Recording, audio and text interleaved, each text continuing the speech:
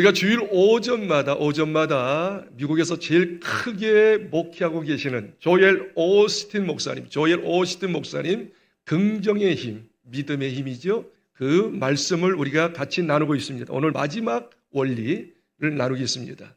비자, 말과 고배행, 이 7가지 원리가 있는데 긍정의 힘, 긍정의 사람, 믿음의 사람이 되기 위해서는 7가지를 계속 적용하십시오. 한번 따라할까요? 비자, 말과 고배행. 자, 첫째, 다 같이 합시다. 비전을 가지세요. 꿈을 가지세요. 꿈이 없는 사람은 긍정적으로 믿음으로 살 수 없습니다. 아무리 현실이 어렵고 힘들어도 꿈의 사람, 비전의 사람 되기를 바랍니다. 그다음 시작. 자존감을 가지십시오. 자기가 누군지 정체성, 내가 누구냐? 하나님의 자녀다. 하나님께서 함께하는 자다. 하나님의 보호자다. 할렐루야. 하나님의 왕자임을, 공주임을 믿으시고 당당하게 사시기를 바랍니다. 세 번째, 비자, 말. 항상 믿음, 소망, 사랑의 말만 하십시오. 할렐루야. 항상 믿음의 말, 소망의 말, 사랑의 말 한 가지 추가하면 감사의 말을 하시길 바랍니다. 그러면 믿음의 사람이 되는 거예요. 믿음의 사람이. 네 번째, 비자, 말, 시작. 과거의 장벽을 깨뜨리십시오. 여러분, 과거에 연연한 사람은 전전할 수 없어요. 더 크게 일할 수 없어요. 과거에 좋았던 거, 나빴던 거 다 끊어버리시기 바랍니다. 항상 새 출발, 새 도전하시기를 바랍니다. 비자, 말, 시작. 고난에서, 고난, 문제, 여러 가지 어려움은 우리에게 해로움을 주는 게 아니에요. 그걸 통해서 우리가 더 성장하게 될 줄 믿습니다. 더 업그레이드 될 줄 믿습니다. 잘 될 줄 믿습니다. 그래서 고난 속에 있는 장점, 강점을 찾아서 감사하시고 전진하면 되는 거예요. 절대 고난 가운데 빨려 들어가지 않기를 바랍니다. 지배하고 다스리고 온전히 어떻게 해요? 더 업그레이드 될 수 있는, 올라갈 수 있는 사람 되기를 주의 이름으로 축복합니다. 비자, 말과 고배입니다. 시작. 항상, 여기서 중요한 매부리 데이, 항상 베푸는 자가 되십시오. 말로 베푸십시오. 다른 사람 칭찬하세요. 존경해 주세요. 그리고 우리 몸으로 섬겨주세요. 물질까지 섬겨줄 수가 있다면 얼마나 좋겠어요. 그런 사람이 되면 될수록 사람이 긍정적인 사람이 돼요. 믿음의 사람이 돼요. 그리스도가 커지어지는 거예요. 할렐루야. 그 다음에 마지막 비자, 말과 고배행. 시작. 항상, 이것도 항상이에요. 항상 우리 삶 속에 두 가지가 있어요. 행복이 있고 불행이 있습니다. 정말 여러분이 모든 것을 행복한 것만 선택하시면 돼요. 좋은 것만 선택하면 행복하게 누리며 살게 될 줄 믿습니다. 내 사전에는 불행이 없다. 예수 이름으로 불행을 다 떨쳐버리고 행복만 선택하세요. 행복한 사람이 되도록 노력하세요. 기도하세요. 도전하세요. 그럼 행복이 여러분을 지배하며 남은 생애가 천국처럼 살게 될 줄 믿습니다.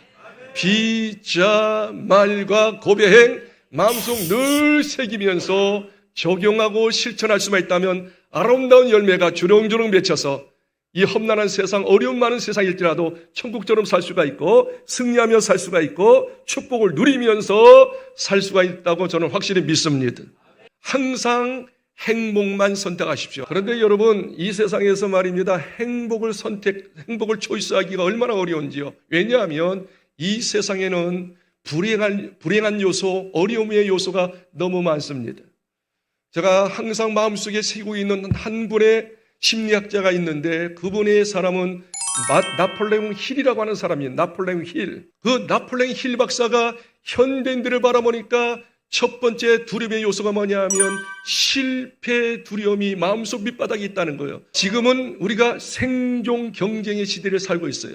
유치원 가는 것도 좋은 유치원은 경쟁이 심하더라고. 요즘에는 이제 중학교, 고등학교까지는 그냥 가는데 대학교 때 이제 어떤 대학을 갈 것인가, 어떤 과를 선택할 것인가, 직장도 마찬가지요. 진급도 마찬가지요. 생존 경쟁이야. 뛰어오르지 않으면 모든 경쟁에서 이기지 못하면 나 실패한다.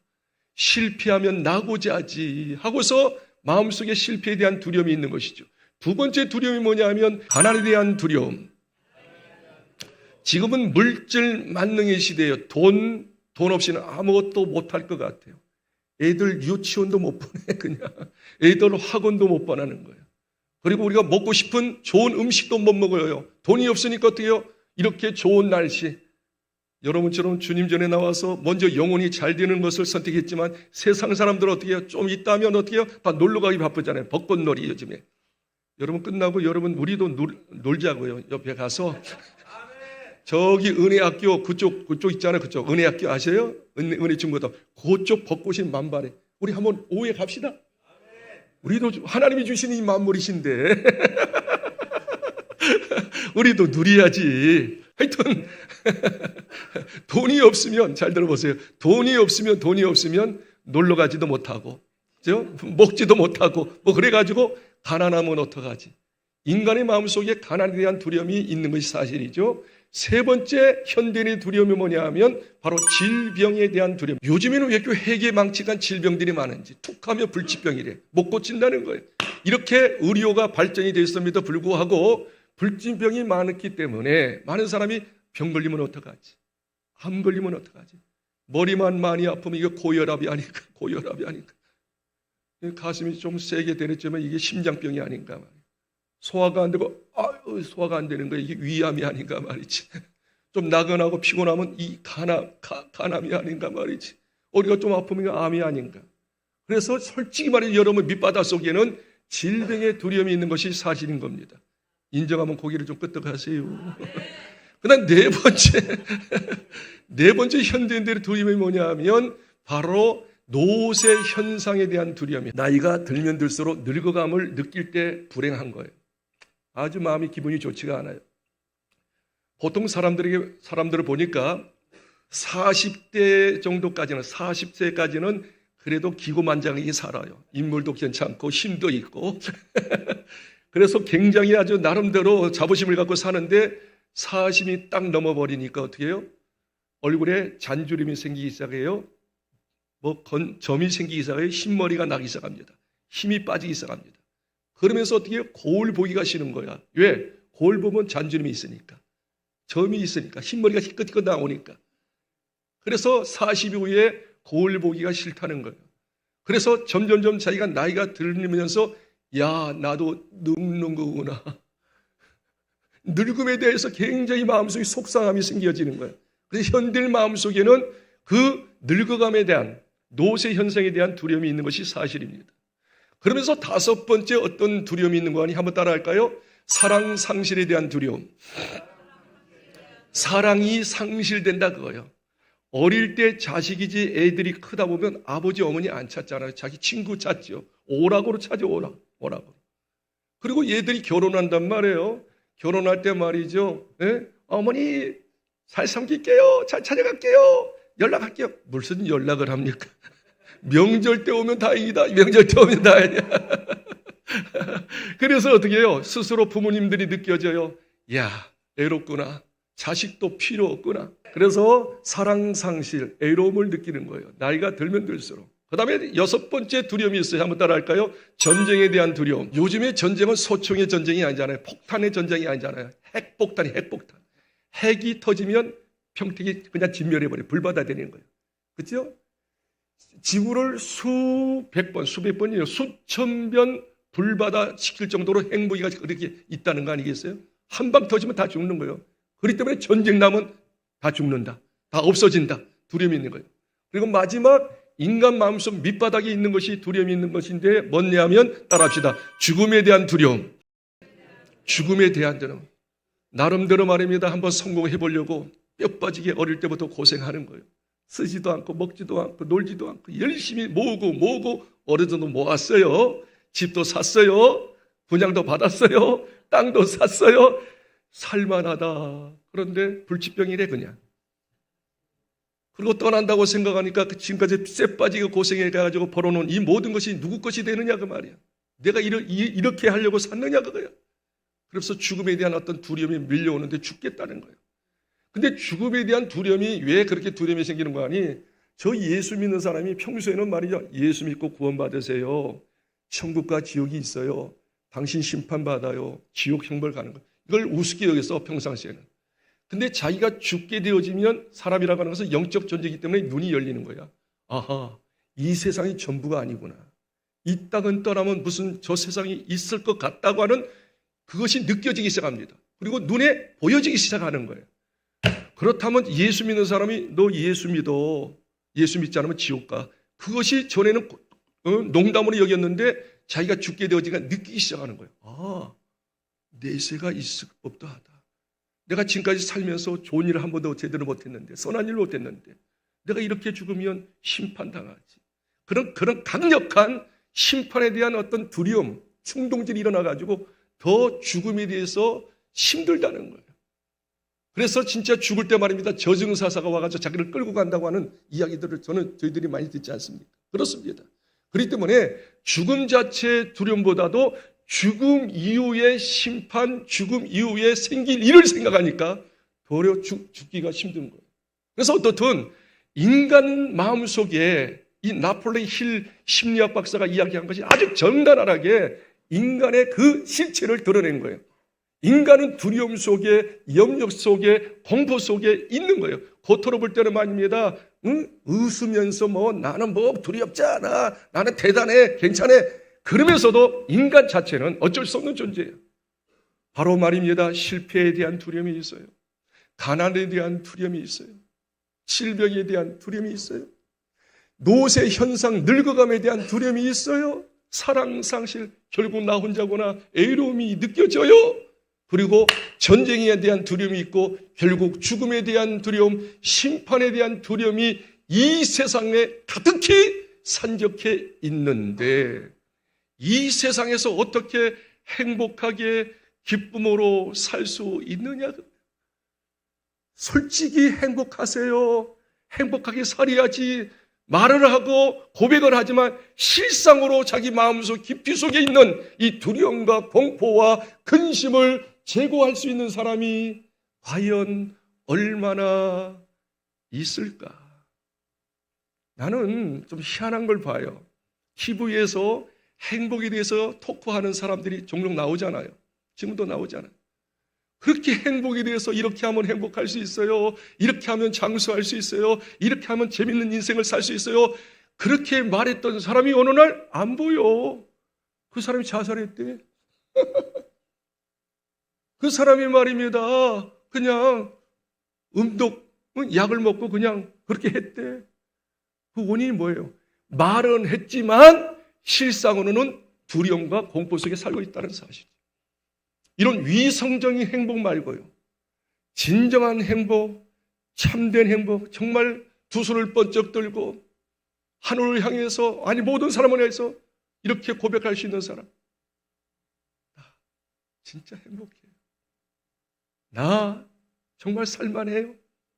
나 인생 괜찮아요. 즐거워요. 그렇게 고백할 수 있으면 얼마나 좋을까.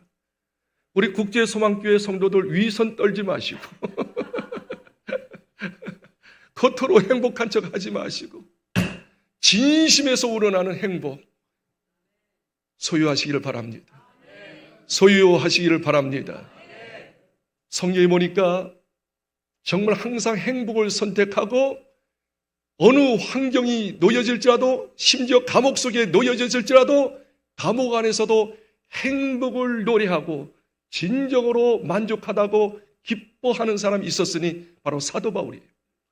사도 바울이 말입니다. 빌립보서가 이제 사도 바울이 로마 감옥에서 기록한 말씀이에요. 로마 감옥에서 빌립보서를 기록했는데 빌립보서는 4장뿐이 안 돼요. 근데 1장, 2장, 3장, 4장을 보니까 어쩌면요. 각 장마다 자기는 지금 감옥에 있는데 언제 죽을 줄 몰라요. 사형을 언도받았어요. 언제 죽을 줄 모르는데 이렇게 고백합니다. 1장 18절, 빌립보서 1장 18절에 나 말이야. 비록 감옥에 있을지라도 어려움이 있을지라도 나 기뻐하고 기뻐해. 걱정하지 마. 2장에 가보니까 2장 17절, 18절에도 이렇게 나 조만간에 죽을 수 있어. 전제라고 하는 것도 죽음을 이야기합니다만 나 조만간에 죽어. 그러나 나 기뻐하고 기뻐한다. 걱정하지 마. 나 정말 기뻐하고 기뻐하고 있어. 빌립보서 3장 1절에 보니까 이렇게 이야기합니다. 나 주 안에서 하나님 안에서 기뻐해. 걱정하지 마. 4장 4절에 보니까 바깥 사람이 있는 사람, 자기는 감옥에 있어서 언제 죽을 줄 모르는데 바깥에서 이제 나름대로 자유롭게 살고 있는 바깥에 있는 성도들에게 얘기합니다. 빌립보서 4장 4절에 주 안에서 기뻐하라. 내가 다시 말하노니 기뻐하라. 한번 따라할까요? 주 안에서 기뻐하라. 다시 말하노니 기뻐하라. 아니, 당신은 전혀 염려하지 않고 밖에 있는 사람을 염려하면서 밖에 있는 사람은 자유롭게 있고 먹는 것도 많이 있을 터인데 그들에게 이야기합니다. 주 안에서 기뻐하십시오. 기뻐하지 않을 것 같으니까 어떻게 해요? 내가 다시 말하노니 기뻐하라. 그러면서 당신을 따로 이야기해요. 당신 자신을 이야기해요. 빌립보서 4장 10절에 내가 주 안에서 크게 기뻐한다. 어쩌면요. 잘 들어보십시오. 이제 감옥 안에 있단 말이에요.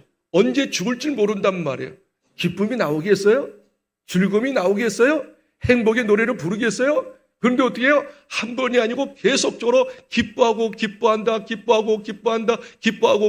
주 안에서 기뻐한다. 너희들 정말이야. 주 안에서 기뻐해. 내가 다시 이야기한다. 진짜 기뻐해야 해. 그러면서 말하기를 나는 참으로 기쁘다 이야기합니다. 어떻게 해서 도대체 이 사도 바울이 감옥 안에서 언제 죽을 줄 모르는데 기뻐하는 인생이 될 수 있을까요? 이것이 축제입니다. 그러나 사도 바울은 그 비밀을 알고 있어요. 바로 사도 바울이 정말 환경을 초월할 수 있는 기쁨, 어떤 형편을 초월할 수 있는 참된 만족, 행복, 그것이 저와 여러분 것 되기를 그게 아멘할 준비하세요. 축원합니다. 환경을 초월하는 기쁨, 그렇죠? 어떤 여건을 초월할 수 있는 기쁨, 어떤 어려움을 극복할 수 있는 기쁨, 기쁨이 저부터 여러분 속에 정말 샘솟듯 일어나시기를 주의 이름으로 축복합니다. 어떻게 하면 우리는 행복한 인생을 살 수 있을까? 저희를 오시틀 목사님이 정말 긍정의 사람, 믿음의 사람이 되기 위해서는 항상 행복만 선택하라고 했는데 어떻게 행복을 선택할 수 있을까요? 행복의 노래를 부를 수 있을까요? 중요해요. 오늘 빌립보서 4장 4절부터 7절까지는 저의 마음속에 새기는 말씀이에요. 집회할 때마다 제가 늘 이 설교를 합니다. 세 가지 원리가 있는데 기뻐할 수 있는 세 가지 원리 중에 오늘 시간이 많이 갔기 때문에 한 가지만 하고 다음에 두 번째, 세 번째 말씀을 드리겠습니다. 자, 정말 행복할 수 있는 비결이 뭘까? 한번 크게 한번 따라하세요. 항상. 크게 한번 따라하세요. 항상 하나님을 선택하십시오. 사람도 선택하지 말고 물질도 선택하지 말고 환경도 선택하지 말고 행복하기를 원한다면 하나님을 선택하십시오. 다시 한번 따라하세요. 항상 하나님을 선택하십시다. 우리 빌립보서 4장 4절을 읽으세요. 사도 바울이 정말 기뻐할 수 있었던 비결이 있어요. 주 안에서 항상 기뻐하라. 내가 다시 말하노니 기뻐하라. 네, 사도 바울이 말을 강조하잖아요. 주 안에서 기뻐하십시오. 정말 당신들이 주 안에서 기뻐하십시오. 주 안에만 있다면 기뻐할 수 있습니다. 하나님을 선택한다면 기뻐할 수 있습니다. 여기서 주 안, 인 그리스도라고 하는 뜻인데 인 그리스도, 예수 안, 하나님 안이라는 뜻이 뭘까요? 잘 들으십시오. 예수님을 마음속에 영접한 사람을 의미할까요? 물론 그럴 수 있어요. 그러나 그렇다고 볼 수도 없어요. 예수님 믿는 사람이죠. 저처럼 말입니다. 항상 옆구리에 성경을 이렇게 끼고 다니는 사람이 주 안에 있는 사람이라고 할 수 있을까요? 물론 그럴 수도 있고 안 그럴 수도 있어. 성경을 끼고 다니는 사람. 여러분처럼 저처럼 이렇게 설교하고 예배 같이 드리는 사람이 주 안에 있다라고 할 수 있을까요? 아마 이 중에서는 딴 생각하는 사람이 있을 거예요. 교회는 왔는데 예배를 드리는데 설교를 듣는데 그게 주 안에 있는 거라고 할 수 있을까요? 교회 다닌 지 오래돼가지고 집사님 되고 권사님 되고 안주집사님 되고 또 장로님 됐다고 심지어 목사님 됐다고 주 안에 있다라고 할 수 있을까요? 될 수도 있고 안 될 수도 있을 거예요. 그러나 중요한 것은 주 안에서 기뻐하라. 내가 주 안에서 크게 기뻐함은 여기서 주 안이라고 하는 것은 단순히 예수님을 영접했다, 성경 찬송을 끼고 다닌다, 내가 직분을 얻었다, 예배를 드린다, 기도한다, 그 정도가 아니라 여기서 주 안이라고 할 때는 항상 순간순간마다 내가 주인 되지 않냐고. 잘 들으십시오. 내가 주인 되지 않고 하나님이 나의 주인 되게 하라. 세상 것보다 하나님을 더 의지하라. 그래서 하나님을 항상 나의 주인, 나의 왕 되도록 인정만 제대로만 할 수 있다면, 잘 보십시오. 하나님이 나의 주인이야. 하나님이 나의 왕이야. 잘 보십시오. 자, 조금원들이 말입니다. 뭐 장사가 잘 되든 안 되든 물론 약간의 걱정은 되겠습니다만 그 걱정할 필요 없어요. 누가 걱정하는 거예요? 주인이 걱정하는 거야. 그리고 주인이 돈이 빵빵한데, 주인이 재력이 있는데 조금원들은 전혀 염려할 필요 없습니다. 왜? 주인이 대단한 사람을 알기 때문이거든요. 여러분이 염려하고 걱정하는 이유의 근본적인 문제가 뭐냐? 하나님을 믿는데 주인이 아니야. 나의 왕이 아니야. 나의 통치자가 아니야. 그냥 아저씨 정도야. 그냥 아저씨 정도. 그러니까 그 아저씨가 나를 어려울 때 도와줘야 안 도와주지. 모든 문제에 주인이 책임지듯이 우리가 예수를 그냥 믿지만 말고 교회만 다니지 말고 삶 가운데 순간순간마다 이렇게 고백해야 합니다. 하나님이 나의 주인이십니다. 나의 진정으로 왕이십니다.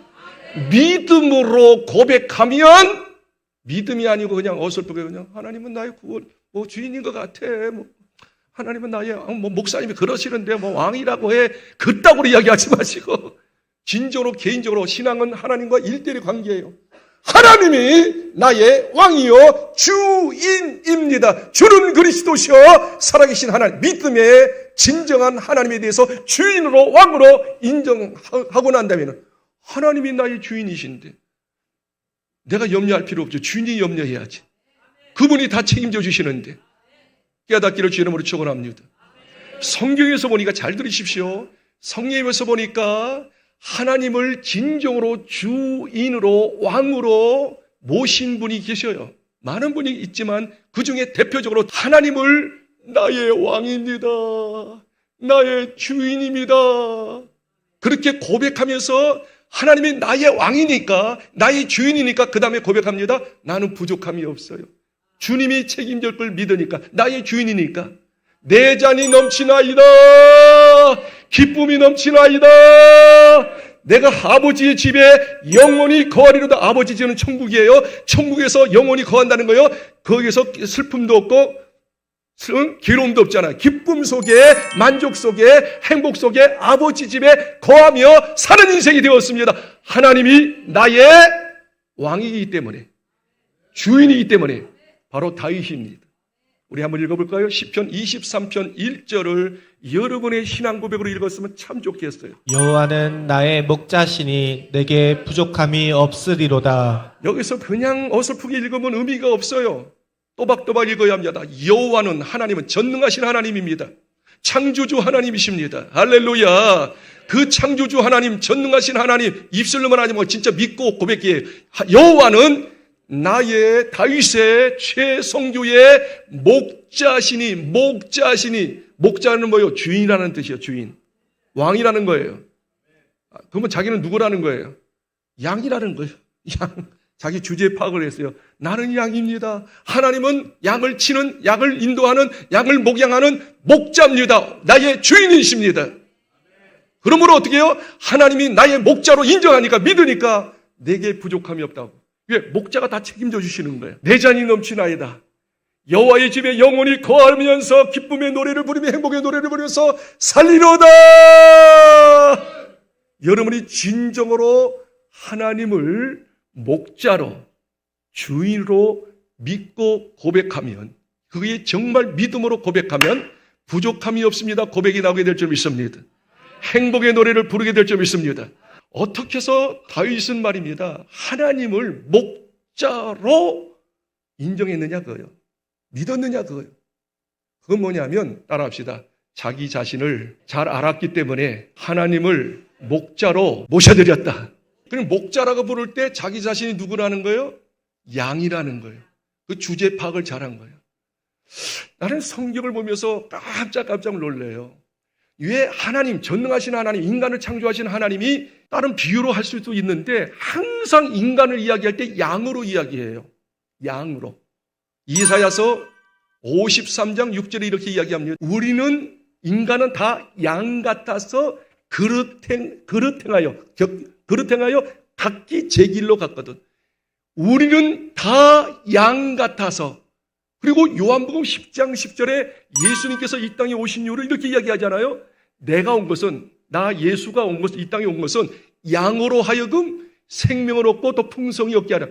하나님께서, 예수님께서 인간을 이야기할 때 어떻게 해요? 내가 온 것은 양으로, 사람으로 해야 하는데 사람으로 하지 않고 사람을 어떻게 비유해요? 양으로 생명을 얻고 또 풍성. 아하. 하나님은 우리 인간을 창조하시고 인간을 누구보다 잘 아시는 양반이기 때문에 하나님께서 인간이 양과 똑같구나. 양과 비슷하구나. 여기 서서 인간을 양으로 여긴 거예요. 다윗도 그것을 영감으로 깨달은 거예요. 아하. 하나님, 저는 양이 옳시다. 저는 양이 옳시다. 근데 이 양의 의미를 동물학자들이 참으로 잘 이렇게 연구해 발표한 것이 보였는데 아마 다윗은 진작 알았던 것 같아요. 자, 양의 특징 세 가지. 저와 여러분의 모습이 양 같은데 양은 세 가지 특징이 있어요. 양은 눈이 나쁜 거야. 3m 앞에 있는 사물을 못 봐. 혼자 놔두면 곁길로 가는 거야. 3m 앞에 있는 걸 못 보는 거야. 인간도 매한가지예요. 여러분이 주제 파악을 할수록, 내가 누구인지를 알수록, 내가 양인 줄을 알수록 하나님을 목자로 모시려드리는 거예요. 하나님을 나의 주인으로, 나의 왕으로 인정할 수밖에 없어요. 그리고 그분이 하나님이 나의 목자가 되면 나 부족함이 없는 거예요. 자, 다시 이야기할게요. 양은 눈이 나쁘다. 앞에 있는 사물을 잘 못 본다. 우리도 마찬가지예요. 앞으로 5분 후 10분 후 어떤 일이 일어날지 모른다. 잠언서 27장 1절에 이렇게 이야기합니다. 잠언서 27장 1절, 너희는 내일을 자랑하지 마라. 오늘 하루에 어떠한 일이 일어날지 모른다. 야고보서 4장에 보니까 허탄하게 자랑하는 자들이여, 내가 앞으로 이거 할 거야, 앞으로 이렇게 할 거야, 돈 많이 벌어서 구제할 거야. 그 허탄한 자랑이야. 당신 인생이 뭐야? 잠깐 있다 없어지는 안개와 같아. 오늘 죽을 수도 있는 거야. 미래에 장담하지 마. 앞으로 이렇게 하겠다고 하지 마. 지금 하는 것이 진정으로 하는 거야. 두 번째, 양은 뭐예요? 미련한 겁니다. 양들이 말입니다. 언제 많이 죽느냐 하면 여름철에, 겨울철에 많이 죽어요. 여름철, 겨울철. 양들이 미련해서 그래요. 여름철에 같이 어떻게 해요? 끌어안고 자기 때문에 질식사고 나서 죽고, 겨울철에는 어떻게 뿔뿔이 헤어져가지고 동상 걸려서 죽고, 그리고 한번 길을 잃어버리면 찾지를 못해. 미련해가지고. 우리 인간도 매한가지입니다. 솔직히 공부는 많이 했어요. 유학까지 갔다 왔어요. 똑똑해요. 말 잘해요. 머리 잘 돌아가요. 그런데 인간이 어떤 존재입니까? 알면서도 죄를 짓고 모르면서도 죄 짓는 존재야. 다시 이야기하겠어요. 인간은 진짜 똑똑해요. 아는 게 많아요. 그런데 알면서도 죄야죠. 담배각을 보십시오. 과학자들이 거기다 다 집어넣지 않았어요? 담배 피면 온갖 폐암이 걸립니다. 온갖 질병이 걸립니다. 그걸 보면서도 담배 피는 인생들이야. 술 많이 먹으면, 술 계속 먹으면 간암 걸리는 거 다 알잖아요. 도박하면, 노름하면, 노름해가지고 부자 된 사람 있어요? 다 망한 걸 알면서도 노름하잖아요. 그렇죠? 바람 피고 말입니다. 응? 물란한 일을 하면 어떻게 해요? 자기도 죽고 가정이 파괴되는 걸 알면서도 바람 피잖아요. 안락한 자기의 쾌락을 위해서, 욕구를 위해서 말이지. 알면서도 그 학이 다 무시해요. 위치 다 무시해요. 쾌락에, 죄에 빠지는 것이 인생이. 마지막 세 번째, 양은 연약해요. 연약하기 때문에 말입니다. 발톱도 약합니다. 양을 보시면 뿔은 있어요. 꼬불꼬불해요. 이거 가지고 싸울 수 없어요. 맹수에게 다 먹혀드는 거 하는 거예요. 그렇기 때문에 반드시 어떻게 해요? 목자가 지켜줘야 합니다. 지켜줘야 합니다. 앞을 못 보니까 항상 목자는 앞장서는 거예요. 나를 따라오라. 졸졸졸 따라가면 되는 거예요. 미련할 때 말입니다. 같이 끼안고 짤 때 어떻게 톡톡한데 흩어져 질 때 톡톡톡 일로 와. 격기로 갈 때 일로 와. 목자가 끌어당겨야 해요. 그리고 맹수가 올 때 맹수를 잡아줘야 해요. 맞구나. 인생은 양이올시다. 아무리 똑똑하게 보이고 건장하게 보이고 대단하게 보일지라도 인간은 인간일 뿐이에요. 인간은 양이에요. 목자가 없이는 절대 살 것 같으나 살 수 없는 존재가 양이올시다. 다윗이 그것을 영적으로 갈파하고 하나님 앞에 고백한 거예요. 하나님, 저는 양이올시다. 저의 목자가 되시십시오. 저의 목자가. 그 목자로 고백한 이유가 목자가 됐으니 나는 두려움 없다. 앞길을 인도할 것이다. 나의 부족한 것을 어떻게 해요? 깨트려 주실 것이다. 그리고 끝까지 나를 보호하시고 책임져 주실 거다. 딱 여호와를 목자로 주인으로 인정하니까 내가 부족함이 없습니다. 이 아침에 입술로만 주인으로 고백하지 마시고 여러분의 좀 진상 좀 하시고 나의 주제 파악을 좀 하시고 하나님을 정말 왕으로 주인으로 모셔 드리세요. 인정 좀 하세요. 그분께 손 좀 드세요. 회개하고 기도하시기를 바랍니다. 이야기하고 마칠게요. 필라델피아에 어느 초등학교, 유명한 초등학교가 있어요. 거기에 처녀 여교사가 있습니다. 흰 여교사가 있어요. 초등학교 교사가 있었는데 그 여자 교사는 항상 결혼 안 하면서 세 가지를 사랑한다고 고백합니다. 저는 말이죠, 하나님을 사랑합니다. 저는 말이죠, 하나님이 창조한 이 자연 만물을 사랑합니다. 자연을 사랑합니다. 저는 말이죠, 어린아이들을 사랑합니다. 항상 흰 교사가 세 가지를 고백하며 살았어요. 하나님 사랑, 자연 사랑, 어린 생명들, 어린아이 사랑. 그래서 얼마나 열심히 키워하는지 몰라요. 그런데 그 학교에 문제아가 있었어요. 누구 말 안 듣는 거예요. 막무가내예요. 막가빠예요. 자기 멋대로 해요. 어린아이인데도 불구하고. 집에서도 포기합니다. 심지어 학교에서 선생님들도 포기합니다. 그 아이를 이제 보니까 마음이 아팠어요. 그리고 하나님께 기도했어요. 하나님, 저 막가빠이 이 아이 어떻게 하면 좋습니까? 누구도 어떻게 케어할 수 없네요. 주님께서 감동 주셨어요. 네가 하거라. 네 그 아이를 케어하거라. 네, 알았습니다. 제가 하나님 사랑하고 자연 사랑하고 어린아이 사랑하니 한번 해보겠습니다. 기도하면서 그 아이에게 접근하면서 한 가지 이렇게 교육을 시킵니다. 안 들어요. 막무가내예요. 자기 멋대로 해요. 막 욕까지 해요. 선생님께 행패를 부려요. 어느 날 교육을 시키고 있는데 이 녀석이 밖에 나가서 뭔가 가지고 왔는데 기왓장, 큰 기왓장을 가지고 선생님이 이렇게 설명하려고 하는데 이 등을 말입니다. 척추로 그냥 쳐버린 거예요. 큰 기왓장 가지고 쳐버렸어요. 선생님이, 처녀 선생님이 고함을 칩니다.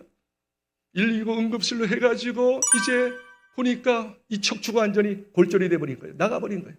그러니까 걷지를 못하니까. 이 처녀, 한번 생각해서 처녀가. 그래서 어떻게 소대변도 다른 사람이 받아주는 거예요. 자기 스스로 하나도 없어요. 걷지를 못하니까.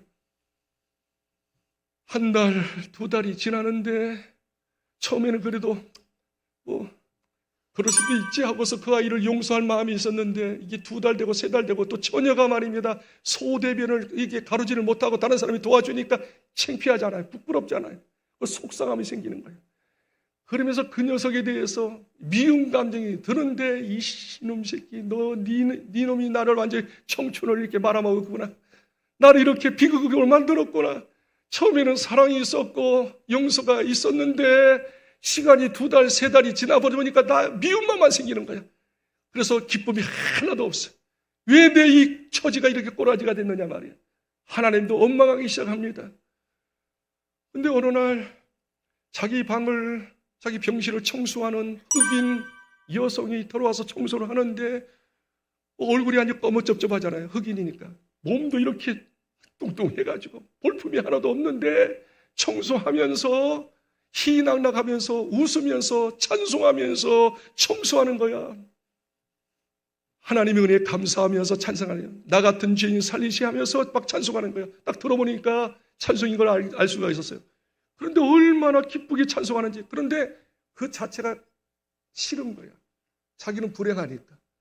그런데 계속 그 다음 날도 와서 막 노래 부르면서 찬송하면서 막 청소하는데 어느 순간에 마음속에 나도 하나님이 있는데 왜 나한테는 기쁨이 없고 저 사람한테는 기쁨이 있지? 그래서 물어본 거예요.